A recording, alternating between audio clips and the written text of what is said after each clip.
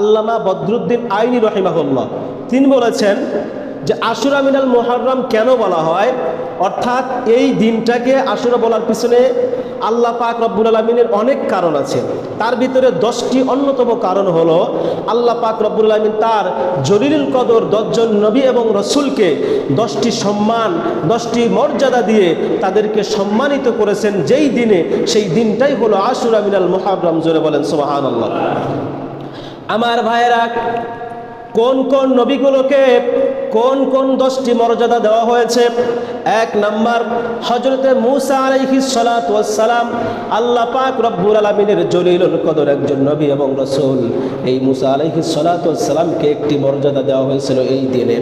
সেই মর্যাদাটা হলো ফেরাউন থেকে তাকে যেই সাহায্য অর্পণ করা হয়েছিল, বাহরে কালজুমের ভিতরে লাঠি দিয়ে আঘাত করার কারণে 12টি সম্প্রদায়ের জন্য 12টি রাস্তা হয়ে গিয়েছিল।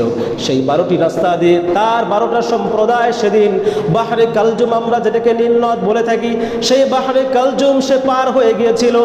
আর সেদিন ফেরাউন তার দলবল সহ যখন বাহরে কালজুমের ভিতরে প্রবেশ করলো, আল্লাহ পাক রব্বুল আলামিনের নির্দেশে সেই বাহরে কালজুমের চারদিকের পানি এসে ফেরাউনের প্রত্যেকটা সম্প্রদায়কে সেদিন ডুবিয়ে চুবিয়ে মেরেছিল। বলেন আল্লাহু আকবার। ওই দিনটা ছিল এই আশুরা মিনাল মুহররম। 2 নাম্বার হলো নূহ আলাইহিস সালাতু ওয়াস সালাম, আল্লাহর নবী হযরতে নূহ আলাইহিস সালাতু ওয়াস সালামের সেই কিস্তি বা নৌকা 6 মাস পর্যন্ত মহাপ্লাবনের কারণে এই সারা পৃথিবীর ভিতরে ঘোরার পরে সর্বশেষ জুদি পর্বতে গিয়ে যেই দিনে আশ্রয় নিয়েছিল, যেই দিন জুদি পর্বতের কিনারায় গিয়ে থেমেছিল, ওই দিনটা অন্য কোনো দিন ছিল না, ওই দিনটা ছিল আশুরা মিনাল মুহররম। বলেন সুবহানাল্লাহ।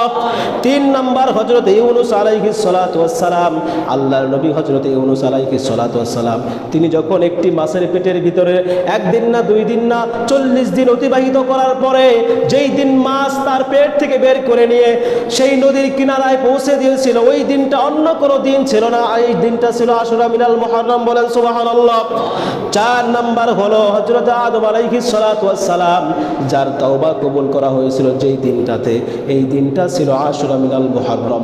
5 নাম্বার হলো ইউসুফ আলাইহিস সালাতু ওয়াস সালাম, ইউসুফ নবী তেরাকে যখন তার ভাইয়েরা কূপের ভিতরে ফেলে দিয়েছিল, আর আল্লাহ পাক রব্বুল আলামিন ফেরেশতার মাধ্যমে এবং কিছু পথিকের মাধ্যমে যেদিন তাকে সেই কূপ থেকে উত্তোলন করেছিল, ওই দিনটা অন্য কোনো দিন ছিল না, ওই দিনটাও ছিল আশুরা মিনাল মুহররম। বলেন সুবহানাল্লাহ। 6 নম্বরে হলো ঈসা আলাইহিস সালাতু ওয়াস সালাম, আল্লাহর নবী ঈসা আলাইহিস সালাতু ওয়াস সালাম তিনি যেদিন জন্মগ্রহণ করেছিল, ওই দিনটাও ছিল আশুরা মিনাল মুহররম। 7 নম্বরে হলো দাউদ আলাইহিস সালাতু ওয়াস সালাম, তার তাওবা কবুল করা হয়েছিল যেই দিনটা, সেই দিনটা হলো আশুরা মিনাল মুহররম। 8 নম্বর হলো ইব্রাহিম আলাইহিস সালাতু ওয়াস সালাম, তিনি যেই দিনটাতে জন্মগ্রহণ করেছিল, ওই দিনটাও ছিল আশুরা মিনাল মুহররম।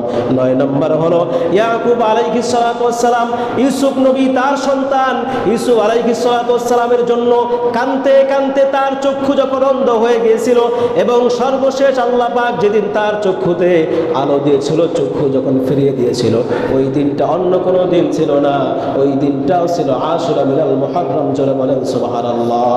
সর্বোপরি 10 নম্বর, নবিয়ুনা মুহাম্মদ সাল্লাল্লাহু আলাইহি ওয়াসাল্লাম ফিহি গুফিরা লাহু মা তাকদ্দামা মিন যামবিহি ওয়া মা তাআখার। জোরে বলেন আল্লাহু আকবার।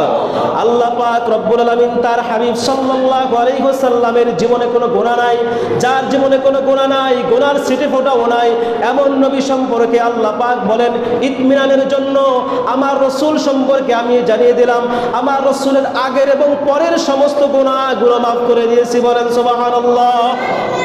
যেই দিনটা ঘোষণা করা হলো, ওই দিনটা অন্য কোনো দিন ছিল না, ওই দিনটা ছিল আশুরা মিনাল মুহররম।